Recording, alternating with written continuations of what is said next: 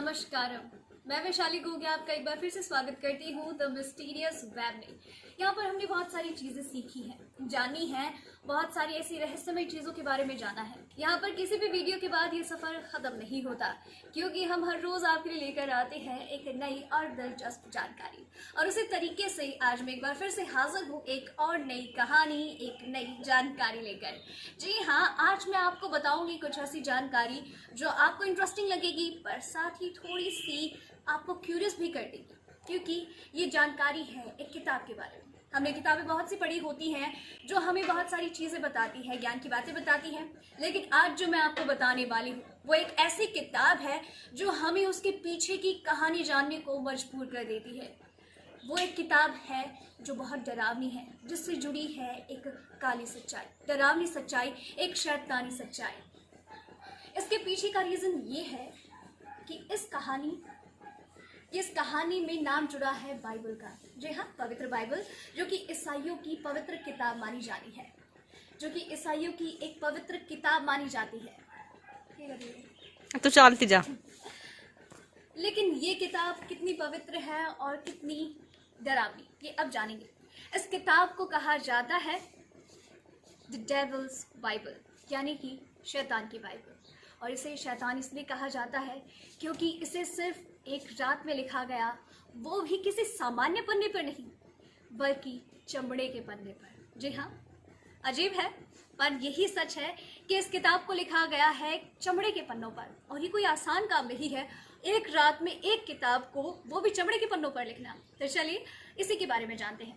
इसे शैतान की बाइबल क्यों कहा जा रहा है? क्योंकि इस किताब के पहले ही पन्ने पर एक शैतान की तस्वीर छपी हुई है। न सिर्फ पहले पन्ने पर, बल्कि आप अगर इस पूरी किताब को देखेंगे तो हर एक पन्ने पर आपको नजर आएगी एक अलग शैतान की तस्वीर, जो कि इसे और भी ज्यादा क्यूरियस बनाती है। लोगों के मन में सवाल आता है कि आखिर क्यों, ऐसा कैसे हो सकता है। इस किताब को ना सिर्फ डेविल्स बाइबल कहा जाता है, बल्कि इसे कॉडेक्स गिगास भी कहा जाता है। इस किताब को अब तक की सबसे खतरनाक किताब कहा जाता है। और रीजन ये है कि अभी तक इस किताब के बारे में जानकारी हासिल नहीं हुई है कि आखिर इस किताब को लिखा किसने और किस रीजन से। आपको ये भी बता दूं कि इस किताब में लगभग 160 पेजेस हैं, एंड इवन इसका वेट है 80 kgs। जी हाँ, और इस किताब को उठाने के लिए लगभग 2 इंसानों की मदद लगती है। फिलहाल इस किताब को स्वीडन की लाइब्रेरी में सुरक्षित रखा गया है, जहां पर इसके ऊपर वैज्ञानिकों के भी बहुत सारे मत हैं, एंड इवन इसे लेकर एक कहानी भी प्रचलित है। कहा जाता है कि 13वीं सदी में एक मठ पर एक सन्यासी से कुछ प्रतिज्ञाओं का उल्लंघन हो गया, तो ऐसे में वहां के कानून के हिसाब से उसे सजा दी जानी थी। और सजा के तौर पर उसे कहा गया कि उसे जिंदा ही चिनवा दिया जाएगा दीवारों में। और उसे लगा कि इस तरीके से तो मैं मर नहीं सकता। उसने उनसे कहा कि मैं आप लोगों को और आपके मठ को गौरवान्वित करना चाहता हूँ एक किताब लिखकर, कि मैं इस किताब को सिर्फ एक रात में लिखूंगा और ये हमारे इस मठ को गौरवान्वित करेगी।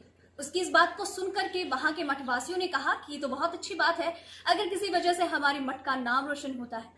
और उसे आज्ञा दे दी गई। पहले तो उसने ये बात कह दी, लेकिन बाद में उसने विचार किया कि आखिर मैं एक रात में इस किताब को लिखूंगा कैसे, ये तो बड़ी ही मुश्किल बात है। तो उसने बहुत ही सोचा और कुछ विचार करने के बाद उसने कहा कि क्यों ना शैतान की पूजा की जाए। जी हाँ, उसने शैतान की पूजा की, उसका आह्वान किया, और उस पूजा से खुश होकर के शैतान उनके सामने आ गए।